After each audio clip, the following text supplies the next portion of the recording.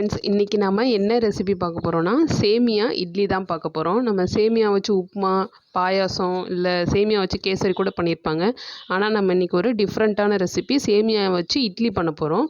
வாங்க எப்படி செய்கிறதுன்னு பார்க்கலாம். ஒரு கடாய் அடுப்பில் வச்சுட்டு ஒரு 2 ஸ்பூன் அளவுக்கு எண்ணெய் ஊற்றிக்கோங்க.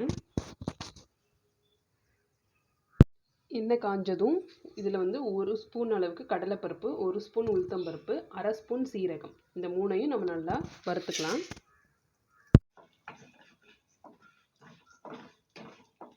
பாதி செவந்ததுமே நாம் எடுத்து வச்சுருக்க சேமியா உள்ளே சேர்த்துடலாம். இது வந்து நான் 1 கப்பு சேமியா எடுத்து வச்சுருக்கேன்.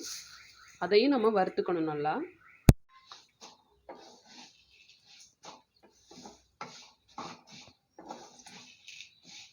சேமியா வந்து வறுத்தது எடுத்தாலும் சரி, வறுக்காமல் இருக்கிறத எடுத்தாலும் சரி, எதாக இருந்தாலும் வறுத்துட்டு தான் நீங்கள் இட்லிக்கு வந்து யூஸ் பண்ணணும். சேமியா நல்லா கோல்டன் கலரில் வறுபடணும், அது வரை நல்லா வறுத்துக்கலாம். இப்போ சேமியா நல்லா கலர் சேஞ்ச் ஆயிடுச்சு. இப்போ நம்ம இதோட 2 ஸ்பூன் அளவுக்கு ரவை சேர்க்க போகிறோம்.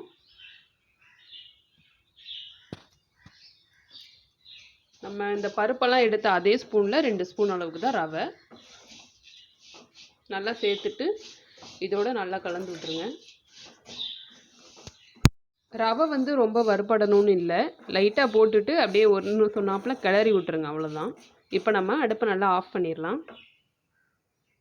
நம்ம வறுத்த சேமியா அந்த ரவை எல்லாத்தையும் ஒரு பாத்திரத்தில் மாற்றிட்டோம். இப்போ நம்ம அதில் ஒரு 1/2 கப்பு தயிர் சேர்க்க போகிறோம். ஃப்ரெஷ்ஷான தயிர் வந்து புளிக்காத தயிராக எடுத்துக்கோங்க.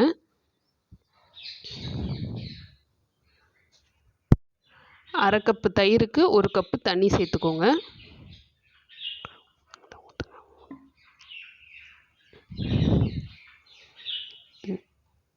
நல்லா நம்ம கலந்து விட்டுடலாம். கலந்துட்டு 10 நிமிஷம் ஊறணும். இது நல்லா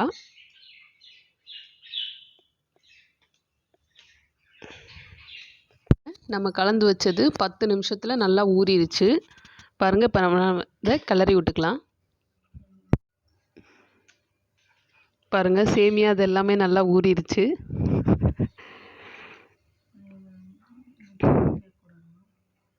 இதில் வந்து நம்ம தண்ணி ஊற்றக்கூடாது, ஏன்னா நம்ம தயிர் ஊற்றும் போதே தண்ணி ஊற்றிட்டோம்ல, அது மட்டும்தான். இல்லைனா ரொம்ப தண்ணியாக இருக்கிற மாதிரி இருக்கும். இப்போ ஒரு மீடியம் சைஸ் வெங்காயத்தை பாதி பொடியாக கட் பண்ணி வச்சுருக்கேன். வெங்காயம் வந்து ஆப்ஷனல் தான், நீங்கள் வேணும்னா போட்டுக்கோங்க, இல்லைன்னா ஸ்கிப் பண்ணிடுங்க. அதே மாதிரி ஒரு பாதி தக்காளி, அதையும் பொடியாக கட் பண்ணியிருக்கோம். ஒரு பச்சை மிளகா காரத்துக்கு, நீங்கள் காரத்துக்கு ஏற்ற மாதிரி 2 பச்சை, உங்கள் காரத்துக்கு தகுந்த மாதிரி போட்டுக்கோங்க. அதுக்கப்புறம் ஒரு சின்ன துண்டு இஞ்சியை பொடியாக கட் பண்ணி வச்சுருக்கோம். அடுத்து கருவேப்பிலை, கொத்தமல்லியும் பொடியாக கட் பண்ணி அதையும் உள்ளே சேர்த்துருங்க. ஒரு மீடியம் சைஸ் கேரட்டை வந்து சீவி வச்சுருக்கோம், அதையும் சேர்த்துடலாம். நீங்கள் கேப்சிகம் இல்லை உங்களுக்கு விருப்பமான காய்கறி எதுனாலும் நீங்கள் இப்போ தேவையான அளவு உப்பு சேர்த்துக்கலாம். பிஞ்ச் லைட்டாக ஆப்ப சோடா சேர்த்துக்கோங்க, இல்லைன்னா நீங்கள் ஈனோ இருந்தால் கூட மிக்ஸ் பண்ணிக்கலாம். இதுக்கு பதிலாக நல்லா மாவை கலந்துக்கலாம். இது வந்து நீங்கள் இட்லி மாவு இந்த மாதிரி இல்லாத டைமில் சேமியா, தயிர், ரவை இருந்ததுன்னா போதும், நீங்கள் ஈஸியாக இந்த மாதிரி இட்லியை ஊற்றிடலாம். இப்போ இட்லி தட்டில் நம்ம ஆயில் அப்ளை பண்ணிட்டோம். நீங்கள் இல்லைன்னா நெய் கூட தேய்ச்சிக்கலாம். நெய் கூட தடவிட்டு இப்போ நம்ம வந்து கலந்து வச்ச மாவை ஊற்றிடலாம். இது நீங்கள் யோசிக்கல, என்ன மாவு மாதிரி இல்லையேன்னு, ஆனால் வெந்து வரும்போது இட்லி நல்லாயிருக்கும்.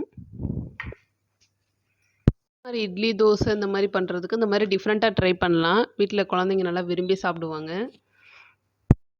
பாருங்கள் இட்லி எவ்வளோ கலர்ஃபுல்லாக இருக்குன்னு. கலர்ஃபுல் சேமியா இட்லி ரெடி.